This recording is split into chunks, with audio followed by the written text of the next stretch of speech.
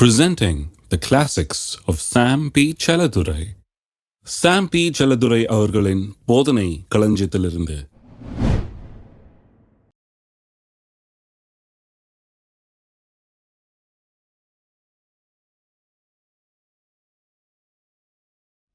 ஆதியாம் 1:26 முதல்.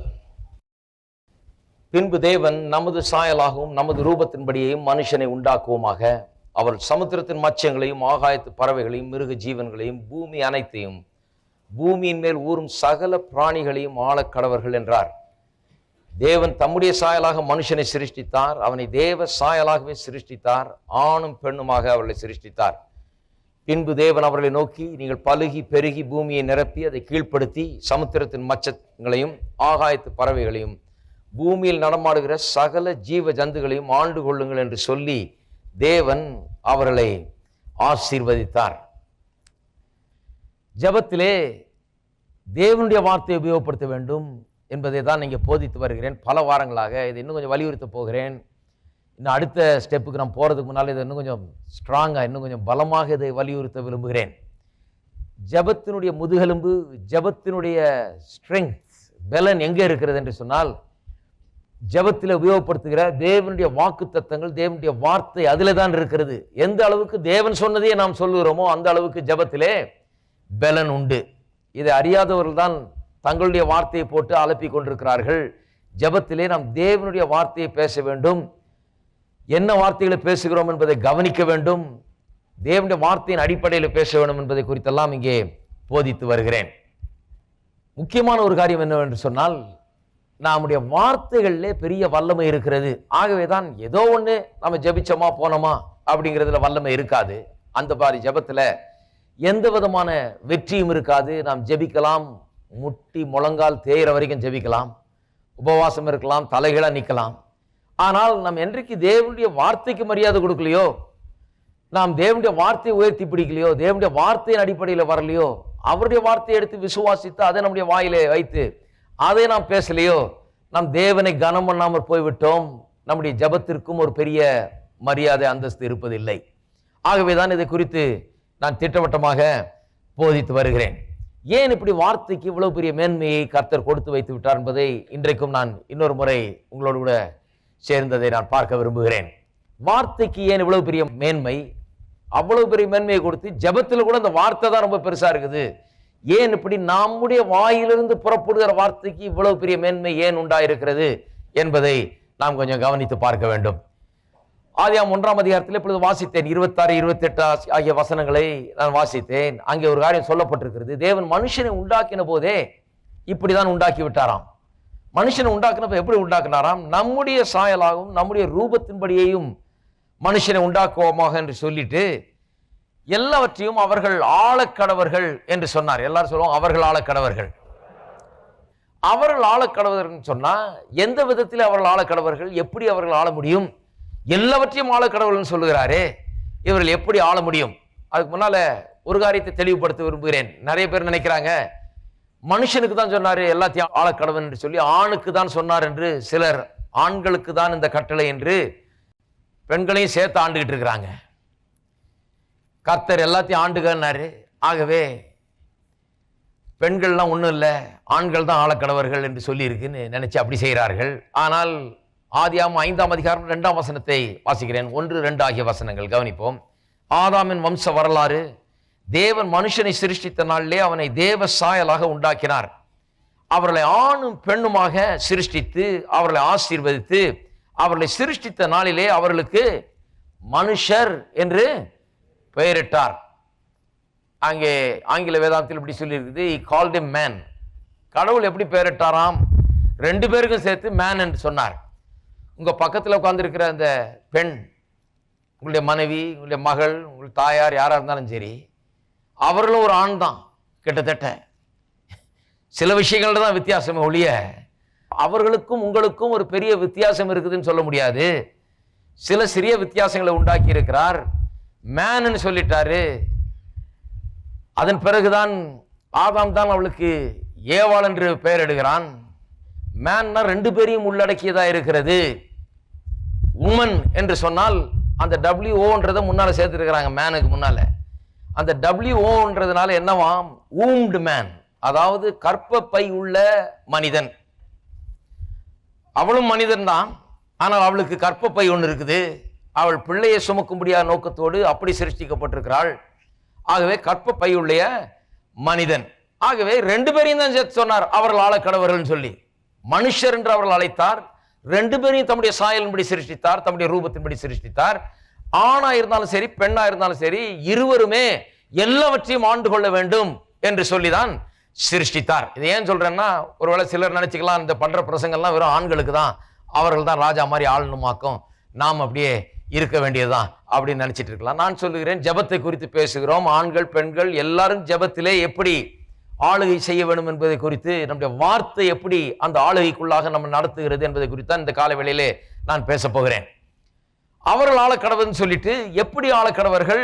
தேவன் எப்படி ஆண்டாரோ அப்படியே இவர்களும் ஆளக்கடவர்கள். அதுதான் அதனுடைய அர்த்தம். தேவனுடைய சாயல் ஏன் உண்டாக்கினார்? தேவனைப் போலவே இவர்களும் பூமியை ஆளக்கடவர்கள். ஆகவேதான் தேவனைப் போலவே இவர்களையும் உண்டாக்கினார். எப்படி ஆண்டார் தேவன்? ஆதியாகமம் 1ஆம் அதிகாரத்தில் பார்த்தீர்கள் என்றால், நான் ஏற்கனவே சொல்லியிருக்கிறேன், கிட்டத்தட்ட 10 தடவை தேவன் வெளிச்சம் உண்டாக்கடவது என்று சொன்னார் என்பது போல சொன்னார் சொன்னார் சொன்னார், தேவன் சொன்னார் தேவன் சொன்னார்னு கிட்டத்தட்ட 10 முறை வருகிறது தேவன் சொன்னார் என்று சொல்லி. அப்ப தேவன் எப்படி ஆண்டார்? எல்லாவற்றையும் எப்படி ஆண்டார் தேவன்? எப்படி ஏற்படுத்தினார்? எப்படி உண்டாக்கினார்? எபிரேயர் 1ஆம் அதிகாரம் 3ஆம் வசனத்தில் சொல்லப்பட்டிருக்கிறது, இந்த உலகங்கள் எல்லாம் அவருடைய வார்த்தையினாலே உண்டாக்கப்பட்டது என்று நாம் அறிவோம் என்று அங்கே எழுதப்பட்டிருக்கிறது. ஆகவே எல்லாவற்றின் மீதும் தேவன் தம்முடைய அதிகாரத்தையும் ஆளுகையும் எப்படி செலுத்தினார் என்று சொன்னால், தம்முடைய வார்த்தையின் மூலமாக அதை செலுத்தினார். அதை அவர் செலுத்தினது மட்டுமல்லாமல் மனுஷனை பார்த்து சொல்லுகிறார், நீயும் அதே போல ஆண்டுகொள். இதெல்லாம் ஆளுகை செலுத்தி நான் இதெல்லாம் ஏற்படுத்திட்டேன், இனிமே இதை உன்னுடைய கையிலே ஒப்படைக்கிறேன். இனிமே இந்த பூமியில ஏதாவது தவறா போனால், இந்த பூமியில ஏதாவது பிரச்சனைன்னா நீ பார்த்துக்க, இதை இந்த பூமியெல்லாம் உன்னுடைய ஆளுகை கீழே இருக்குது. நான் எப்படி வாயை திறந்து கட்டளையிட்டு அதை நிற்க சொன்னேனோ, கட்டளையிட்டு அவைகளை உண்டாக்கினேனோ, கட்டளையிட்டு ஜலத்தையும் பூமியும் பிரித்தேனோ, கட்டளையிட்டு எப்படி ஆகாய விரிவை உண்டாக்கினேனோ, கட்டளையிட்டு எப்படி இருளில வெளிச்சத்தை உண்டு பண்ணினேனோ, அது போலவே நீயும் செயல்படு, நீயும் கட்டளையிடு என்று அவர் சொல்லுகிறார். நீயும் கட்டளையிட்டு இந்த பூமியை ஆண்டுகொள் என்று சொல்லி மனுஷனுடைய கையிலே பூமியை தேவன் அன்றைக்கு ஒப்பு கொடுத்தார். முழு பூமியும் இன்றைக்கு மனுஷனுடைய கையிலே ஒப்பு கொடுக்கப்பட்டிருக்கிறது என்பதுதான் தேவனுடைய வார்த்தையின் சத்தியமாயிருக்கிறது. அதன் பிறகு நாம் பார்த்தோம், மனுஷனுடைய கையில் இருந்த பூமியை மனுஷன் பிசாசனிடத்திலே ஒப்பு கொடுத்தான் என்று. ஆனால் அதுக்கு வர்றதுக்கு முன்னால் இன்னொரு வசனத்தை வாசிக்க விரும்புகிறேன். ஏசாயா 55ஆம் அதிகாரம். இன்றைக்கும் அந்த மெத்தட் மாறவில்லை. தேவன் அன்றைக்கு சொன்னது போல, என்னுடைய சாயலிருந்து என்னை போலவே ஆண்டுகொள்னு சொன்னாரே, அது மெத்தட் இன்றைக்கும் மாற்றவில்லை. ஆகவே வாசிக்கிறேன், ஏசாயா 55ஆம் அதிகாரம் 8ஆம் வசனத்திலிருந்து. என் நினைவுகள் உங்கள் நினைவுகள் அல்ல, உங்கள் வழிகள் என் வழிகளும் அல்லவென்று கர்த்தர் சொல்லுகிறார். பூமியை பார்க்கலும் வானங்கள் எப்படி உயர்ந்திருக்கிறதோ, அப்படியே உங்கள் வழிகளை பார்க்கலும் என் வழிகளும், உங்கள் நினைவுகளை பார்க்கலும் என் நினைவுகளும் உயர்ந்திருக்கிறது. மாறியும் உறைந்த மழையும் வானத்திலிருந்து இறங்கி அவ்விடத்துக்கு திரும்பாமல் பூமியை நனைத்து அதில் முளை கிளம்பி விளையும்படி செய்து விதைக்கிறவனுக்கு விதையும் புசிக்கிறவனுக்கு ஆகாரத்தையும் கொடுக்கிறது எப்படியோ, அப்படியே என் வாயிலிருந்து புறப்படும் வசனமும் இருக்கும். அது வெறுமையா என்னிடத்தில் திரும்பாமல் நான் விரும்புகிறதை செய்து நான் அதை அனுப்பின காரியமாகும்படி வாய்க்கும் என்று சொல்லுகிறார். இங்க ஒரு காரியத்தை குறிப்பாக நான் சுட்டிக்காட்ட விரும்புகிறேன். தேவனுடைய வார்த்தை எப்படிப்பட்டது என்பதை இந்த வசனங்கள் நமக்கு விளக்குகிறது. இதுல மற்ற காரியங்கள் எல்லாம் நாம் வலியுறுத்தி சொல்லி இருக்கிறோம். ஆனால் தேவனுடைய வார்த்தை எப்படிப்பட்டது என்பதை குறித்து இங்க ஒரு முக்கியமான காரியம் சொல்லி இருக்கிறது. பாருங்க, பூமி வெட்டாந்தரையா இருக்கும்போது, தண்ணி இல்லாம இருக்கும்போது, அங்க எவ்வளவு விதை விதைச்சாலும் நீங்க என்ன பண்ணாலும் அங்கே விளையாது. வனாந்திரத்துல போய் பாருங்க, ஒண்ணுமே எல்லாம் வெட்டாந்தரையா இருக்கும், எல்லாம் அப்படியே சும்மா வெறும் மணல் தான் இருக்கும், ஒண்ணும் இருக்காது. ஆனால் சொல்லுகிறார்கள், அங்க தண்ணி உள்ள இடத்தை பார்த்தீர்கள் என்றால், அமெரிக்காவில் சில வனாந்திரமான இடங்கள்ல சில பட்டணங்கள் எழும்பி இருக்குது. அந்த பட்டணங்கள்ல போய் பார்த்தீங்கன்னா அதுவும் வனாந்திரம் தான் பாருங்க. ஆனால் அந்த பட்டணத்தில் அழகா தண்ணீர் பாய்ச்சி அந்த வனாந்திரங்களை எப்படி ஆக்கி இருக்கிறாங்கன்னு சொன்னா, பார்த்தீங்கன்னா அழகான பூக்களும் செடிகளும் அங்கே வளர்ந்து அருமையா இருக்கிறது. இதுவும் வனாந்திரம். கொஞ்சம் தூரம் தள்ளி போனா இன்னும் வெட்டாந்திரம் தான் இருக்குது, அங்க வெறும் மணல் தான் கிடக்குது. ஆனா இந்த இடத்துல பார்த்தீங்கன்னா தண்ணி இருக்கிறதுனால, தண்ணீர் பாய்ச்சப்படுகிறதுனாலே அங்கே அருமையான பூக்களும் மரம் செடி கொடிகளும் அங்கே வளருகிறது. பார்க்க மிக அருமையா இருக்கிறது. ஆகவே வனாந்தரத்தில் ஒன்றும் விளையாது, தண்ணி இல்லாதனால. ஆனால் தண்ணி வந்து அங்கே பாய்ச்சப்படும் போது அங்கே பூமியை அது நனைத்து முளை கிளம்பி விளையும்படி செய்து விதைக்கிறவனுக்கு விதையும் புசிக்கிறவனுக்கு ஆகாரத்தையும் கொடுக்கிறதாம். அப்படியே என்னுடைய வார்த்தையும் இருக்கும் என்று சொல்லுகிறார். எல்லாரும் சொல்லுவோம், அப்படியே என்னுடைய வார்த்தையும் இருக்கு. எப்படி இருக்குமா அவருடைய வார்த்தை? தண்ணி இல்லாத பூமியில விதை கிடக்குது, ஆனா அந்த விதை வளர்றதுக்கு அந்த மாய்ஸ்சர் இல்லை, தண்ணி இல்லை. அந்த நேரத்தில் மழை பெய்து அதை நனைத்து அந்த முளை கிளம்பும்படியாக, வேர் கிளம்பும்படியாக, அந்த செடி கிளம்பும்படியாக செய்கிறது போல தேவனுடைய வார்த்தை அப்பேற்பட்ட ஒரு சக்தி உடையதாக இருக்கிறது. தேவனுடைய வார்த்தை அந்த தண்ணியை போல, மழையை போல வந்து பெய்து அங்கே பலனை உண்டாக்குகிறதாம். அதுதான் தேவனுடைய வார்த்தையினுடைய மேன்மை என்று சொல்லுகிறார். அப்ப நான் சொல்லுகிறேன், இந்த பூமியில விளையும்படி ஃபோர்ஸ் பண்ணுகிறது, விளைச்சலை உண்டாக்குகிறது, விதையை விளையும்படி செய்கிறது. என்ன? தேவனுடைய வார்த்தை. The word of God is the thing that forces the production of everything in this earth, like water does it.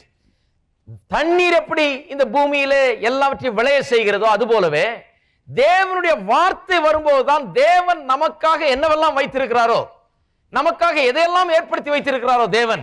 நாம் பார்த்தோம் இல்லையா, 2 பேதுரு 1:3-4 ஆகிய வசனங்களில் பார்த்தோம். தேவ பக்திக்கும் ஜீவனத்திற்கும் வேண்டிய எல்லா காரியங்களையும் தேவன் தம்முடைய வாக்கு தத்தங்கள் மூலமாக நமக்கு அருளி செய்திருக்கிறாராம். எல்லாத்தையும் ஏற்கனவே கொடுத்துட்டாராம். என்ன, எப்படி கொடுத்திருக்கிறார்? வாக்கு தத்தத்தின் வடிவிலே, தம்முடைய வார்த்தையின் வடிவிலே கொடுத்திருக்கிறார். அப்ப தேவன் நமக்கு கொடுக்க வேண்டியதெல்லாம் ஏற்கனவே கொடுத்தாச்சாம். அவருடைய வார்த்தையை அனுப்பி அதன் மூலமா தான் செய்யறாரு. அந்த வார்த்தையின் வடிவில தான் எல்லாவற்றையும் அவர் கொடுக்கிறார். அப்ப எப்படி நமக்கு அது வந்து கிடைக்க போறது? தேவனுடைய காரியங்கள்லாம் எப்படி நமக்கு உண்டாக போறது? இந்த ஜீவனத்துக்கு வேண்டியது, தேவ பக்திக்கு வேண்டியது, ஆவிக்குரிய ஜீவியத்துக்கு வேண்டியது, இந்த பூலோகத்துக்குரிய வாழ்வுக்கு வேண்டிய அனைத்து ஆசீர்வாதங்களும் எல்லா காரியங்களும் நமக்கு இன்று எப்படி வந்து கிடைக்க போகிறது? கொஞ்சம் யோசித்து பார்க்க வேண்டும். தேவனுடைய வார்த்தையின் மூலமாக தான் நமக்கு வந்து கிடைக்க போகிறது. அப்ப தேவனுடைய வார்த்தை வந்து தேவன் நமக்கெல்லாம் என்ன விளைய வேண்டும் என்று வைத்திருக்கிறாரோ, நமக்கு என்ன விளைஞ்சு வரணும்னு வச்சிருக்காரோ, நமக்கு என்ன நம்முடைய வாழ்க்கையில உண்டாக வேண்டும் என்று வைத்திருக்கிறாரோ அதையெல்லாம் நமக்குள்ளே விளைய செய்கிறது. இந்த காலை வெள்ளாதான் பார்க்க போகிறோம். இந்த இருதயமானது ஒரு நிலத்தை போல இருக்கிறது. தேவனுடைய வார்த்தை வந்து இந்த இருதயத்தை ப்ரொடியூஸ் பண்ண வைக்கிறது. தேவனுடைய வார்த்தை வர்ற வரைக்கும் இந்த இருதயம் ப்ரொடியூஸ் பண்ணவே முடியாது. உங்களுக்கு என்னவெல்லாம் தேவையோ, உங்கள் வாழ்க்கைக்கு தேவையான அனைத்தையும், உங்கள் ஜீவியத்துக்கு தேவையான அனைத்தையும், ஆவிக்குரிய, ஆத்மாவிற்குரிய, மனதுக்குரிய, சரீரத்துக்குரிய, குடும்பத்துக்குரிய, பொருளாதாரத்துக்குரிய எல்லா ரீதியிலும் உள்ள சகல நன்மைகளையும், தேவன் உங்களுக்கு கொடுக்க விரும்புகிற சகல நன்மைகளையும் உற்பத்தி செய்யும்படியாக, உங்களுடைய வாழ்க்கையில உண்டாக்கி தரும்படியாக என்ன வைத்திருக்கிறாராம்?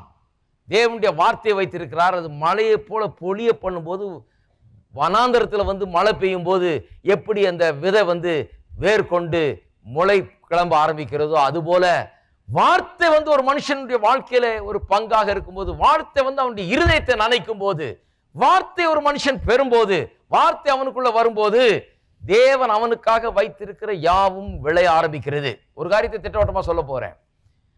கர்த்தர் சொல்லிட்டதுனால உடனே நம்முடைய வாழ்க்கையில் நடந்துடுறது இல்லை. அப்படி நடந்துட்டா இன்றைக்கு எல்லா கிறிஸ்தவருடைய வாழ்க்கையும் அற்புதமான ஒன்றாக இருக்கும். ஏனென்று சொன்னால் கர்த்தர் தான் நிறைய சொல்லிட்டாரு. அவர் சொன்னதெல்லாம் ஆட்டோமேட்டிக்கா நடந்துருதுன்னு சொன்னா எல்லா கிறிஸ்தவருடைய வாழ்க்கையும் இன்றைக்கு அற்புதமான ஒன்றாக இருக்கும்.